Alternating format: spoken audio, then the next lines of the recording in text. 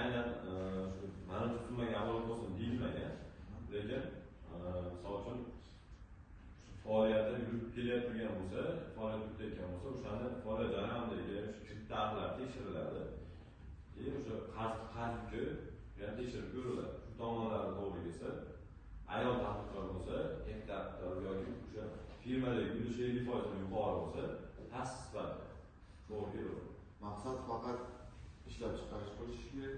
Yo'q, aylanmalarga ham boshqa mumkin. 24 aylanmalarda endi avval yurtda qaraladi. Chunki aylanmalar muddati qisqa bo'lgani uchun buni grafik ham baland sifatida, masalan, odatda shu 1,5 million chiqsa, imtiyozli bo'lsa, aylanmalarda misol uchun shu imtiyozli 6 oy bo'lsa, bundan tashqari 1 yilgacha beriladi. Bundan tashqari shu 8 million 9 million to'g'ri kelib qoladi. Shu tomoniga sizni aylanma daromaddan o'rganishgan. Lekin uskuna sotib olish, jihoz sotib olish uchun o'sha 7 yil muddatga 20 imtiyozli olsangiz bo'ladi. Firma yo'lida yangi do'stlar bo'laveradimi?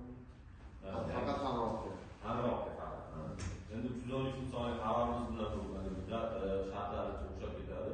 O'sha farqi 312 sonli qarorda shu kamida million faoliyat yuritayotgan yoki oilaviy tadbirkorlik dasturidan muvaffaqiyatli o'tgan mijozlar uchun bu narsa bo'ladi. Ta'kidlashlar moliyalashtirsa bo'ladi.